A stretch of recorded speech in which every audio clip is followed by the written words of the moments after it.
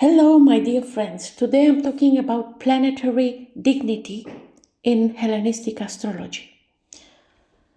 In this Hellenistic astrology, planetary dignity is a cornerstone concept that determines how effectively a planet can express its inherited qualities. The concept of dignity offers to astrologers a systematic way to evaluate planetary strength and influence in a natal chart or any other chart, emphasizing the nuanced interplay between planets, signs, and their cosmic roles.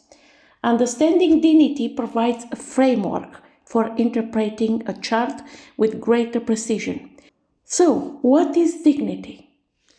Dignity refers to the strength or favorability of a planet based on its zodiacal placement.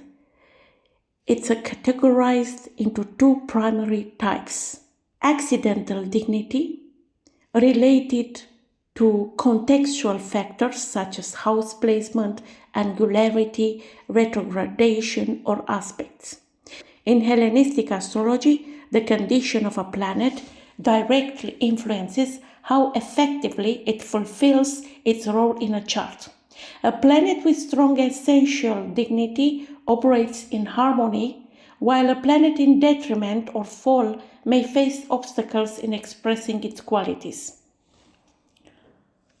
So, near to accidental dignities, we have essential dignities.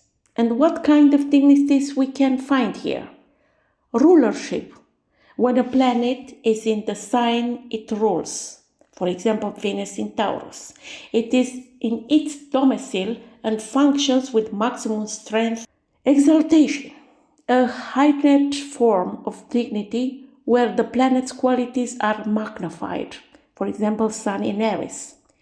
Triplicity indicates a planet's support based on elemental affinity and sect. Term, it's a more minor dignity that modifies a planet's expression within specific bounds of a sign.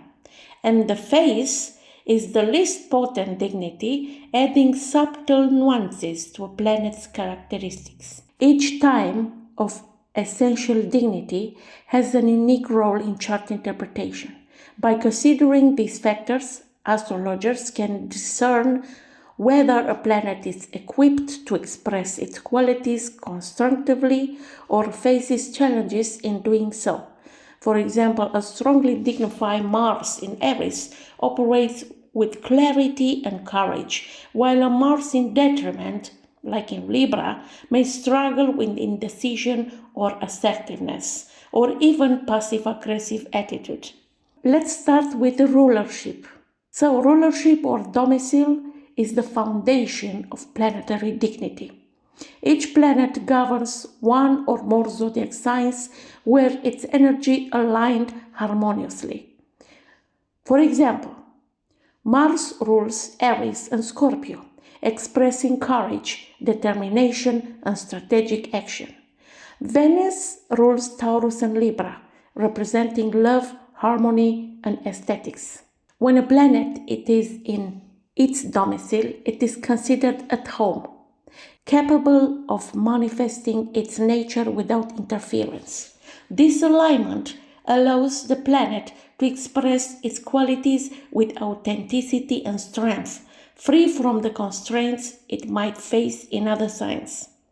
The idea that here I'm talking about traditional rulerships and dignities. I'm not talking about Pluto, Uranus, Neptune, because we are talking about Hellenistic astrology. So, practical examples. Mars in Aries. I have Mars in Aries. A person with Mars in Aries may display decisive action and leadership qualities, as Mars operates with clarity and assertiveness. This placement can also indicate a strong sense of independence and a direct approach to challenges. Okay, and a very rash attitude, and lack of patience, believe me, it's true. Venus in Taurus. Someone with this placement may have a strong appreciation for beauty, stability, and sensuality. This Venusian energy often manifests in a desire for lasting relationships and a connection to nature. While rulership offers strength, it is not without potential pitfalls. A planet in domicile may become overly comfortable, leading to excess or imbalance. For example, Jupiter in Sagittarius, while expansive and optimistic, may also exhibit tendencies toward overindulgence or overconfidence. Rulership also plays a role in mutual reception, where two planets in each other's domiciles support and enhance one another. For example, the Moon in Taurus and Venus in Cancer create a harmonious interplay, applying themes of care, security, and emotional fulfillment. Exaltation. It's a form of dignity where a planet's energy is elevated, often associated with an idealized and exalted expression of its qualities. However, unlike rulership, exaltation can also signify an overextension of the planet's energy. While exalted planets operate with heightened effectiveness, they may also face challenges related to excess or imbalance. For example, Moon in Taurus represents emotional stability and deep connection to nurturing and material security. This placement often indicates a person with a grounded and consistent emotional nature. Jupiter in Cancer enhances generosity, emotional wisdom, and protective instincts. Individuals with this placement may excel in roles that require empathy and nurturing. Exaltation offers insights into areas where people excel or find fulfillment. For example, Sun in Aries, individuals may exhibit strong leadership and courage, often thriving in situations that require quick decision-making and initiative. However, over-reliance or exalted planets can lead to imbalance if the qualities are exaggerated, such as arrogance or impulsiveness in the case of the Sun in Aries. In Hellenistic texts, exaltation were often linked to celestial phenomena. These placements were considered auspicious, symbolizing moments of peak potency in the heavens. Triplicity is a dignity that arises from a planet's elemental affinity. I mean fire, earth, air, water, and is influenced by the sect of the chart, day or night. Each element has 3 signs and corresponding triplicity rules. Day chart emphasizes the primary triplicity ruler. I remind you that the day chart is when Sun is above the horizon, above the axis of ascendant-descendant. The night charts highlight the secondary triplicity ruler, and a night chart is when the Sun is below the horizon, below the axis of ascendant-descendant. This system reflects the Hellenistic emphasis on diurnal or nocturnal dynamics, where planetary strength and cooperation are influenced by the time of day. For example, Sun in Leo in day chart benefits from its fire triplicity ruler, Jupiter, which enhances its natural authority and optimism. Venus in Pisces in a night chart gains additional support from its water triplicity ruler, Mars fostering emotional depth and artistic creativity. Triplicity rulership provides subtle but meaningful support for planets, particularly in areas related to their elemental themes. For example, a person with strong water triplicity may excel in nurturing roles, while a strong fire triplicity may indicate leadership potential. Term or bounce, it's a division of each zodiac sign into unequal sections, each ruled by a planet. Term dignity refines a planet's expression by adding specific qualities to its placement. Mercury in the terms of Venus, adding charm and diplomacy to communication, making the individual adapt at negotiation and social interaction. Saturn in the terms of Jupiter, for example, balances discipline with optimism, fostering a sense of responsibility tempered by hope. In Hellenistic astrology, terminal rulership may be used to fine-tuned interpretations, particularly in predictive methods such as Time Lords and profections. The terms were also considered in assessing the overall condition of planets, offering a layer of nuance to chart definition. Phase or decan. Phase dignity or decans divides each sign into 3 10-degree segments, each ruled by a planet. All through the weakest form of essential dignity, phases contribute subtle nuances to a planet's expression, adding depth and complexity to its role in the chart. For example, Mars in the first decan of Aries, intensifying courage and determination, often indicating a person who takes bold action in the face of adversity. Phase dignity is particularly useful in vocational astrology and personality analysis, where it adds detail to a planet's influence. Debility of a planet. There are 2 types of debilities, detriment or fall. Detriment is when a planet is in the sign opposite its rulership, struggle to express its nature effectively, for example, Venus in Scorpio. Fall is when a planet is in the sign opposed its exaltation, experiences difficulties in manifesting its ideal qualities, for example, Moon in Scorpio. Some examples of debility: Mercury in Pisces, that challenges in clear communication but highlighted intuition and creativity. Saturn in Cancer struggles with emotional discipline, yet fosters deep care and empathy. When it's about mutual reception is occurring when 2 planets are in each other's signs of rulership, creating a supportive relationship where they work together to overcome challenges. This connection allows the planets to exchange resources and enhance their capacity to express their qualities, even if one or both are in a challenging position. For example, Venus in Capricorn and Saturn in Libra. Venus thrives in Capricorn with Saturn support, balancing duty and love, while Saturn benefits from Venus refinement in Libra. It's where like 2 planets are working together in a cooperative way. Mercury in Sagittarius and Jupiter in Gemini. While both planets are in detriment, mutual reception allows for enhanced adaptability and broad-mindedness, blending intellect and expansive ideas. Mutual reception provides insights into areas of life where cooperation can lead to success. For example, in career and relationships.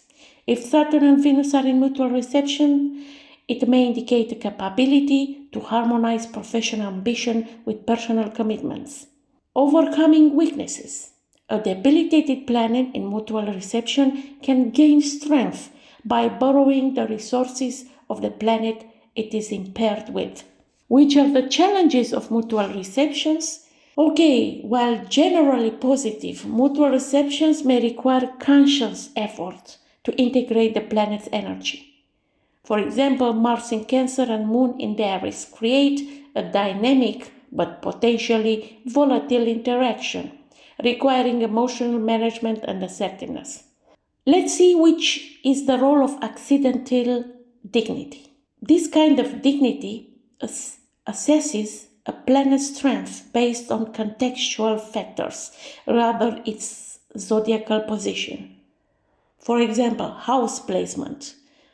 Angular houses strengthen a planet's influence. And when it's about aspects, harmonious aspects as trines and sextiles enhance a planet's efficiency, while squares and oppositions, it's coming with challenges.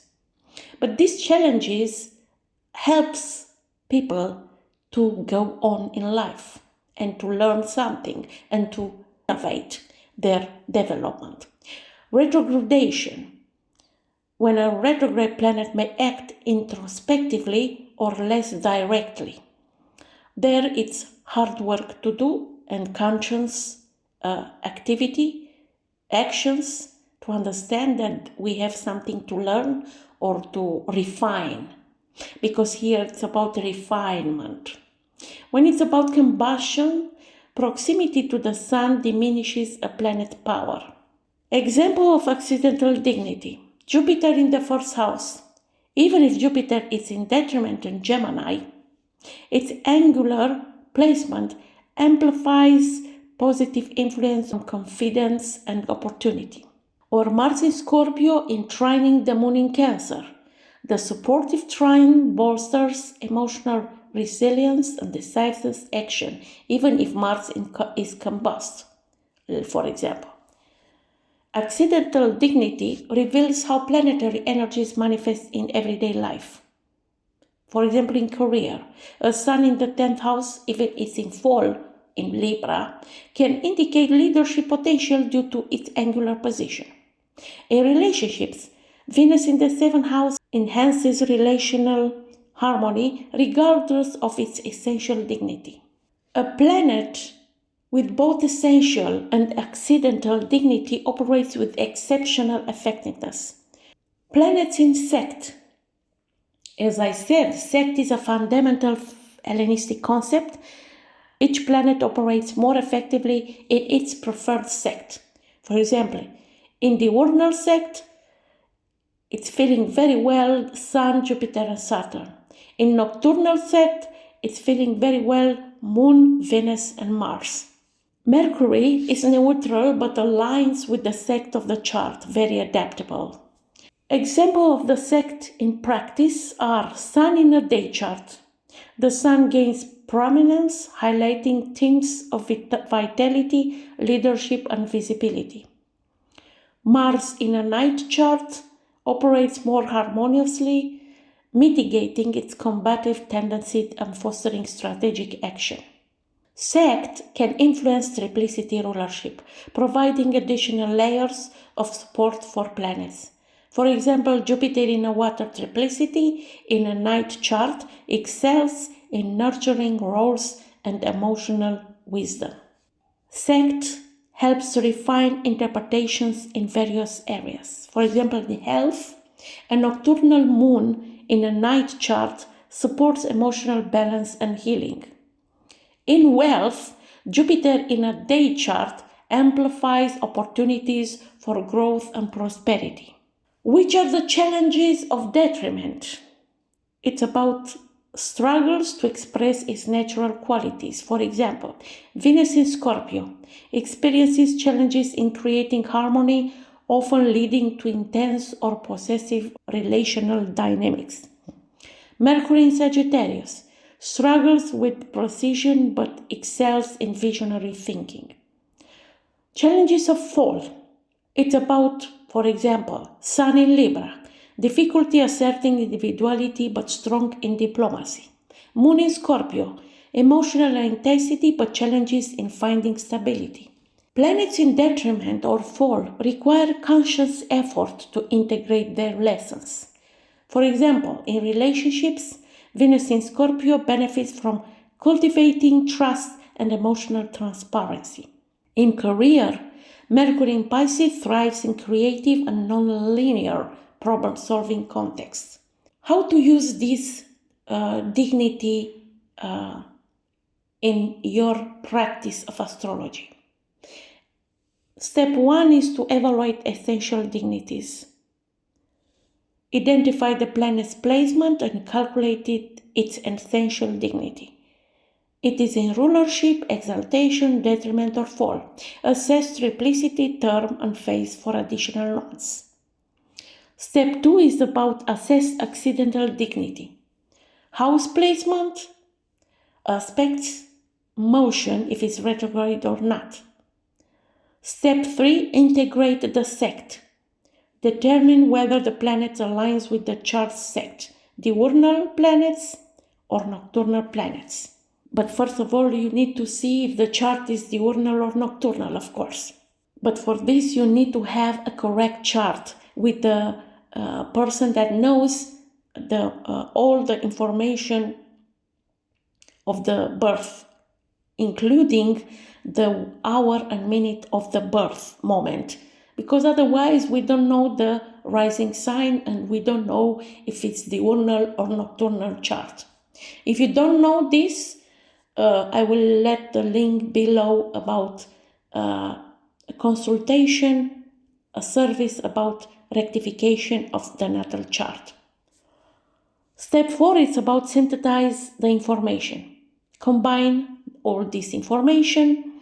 For example, a debilitating planet with strong accidental dignity may still exert significant influence. Or a planet in fall but aligned with the sect may express its qualities with more grace. Where you can practice and apply this information about dignities? In natal astrology, in predictive techniques, transits, progressions, perfections, in relationship analysis, to evaluate dignity, to understand compatibility, complementarity, and relational dynamics. Look in your natal chart and see what kind of dignities do you have and how you can use it. I'm waiting your questions and comments down below. Until next time, I wish you all the best. Bye-bye.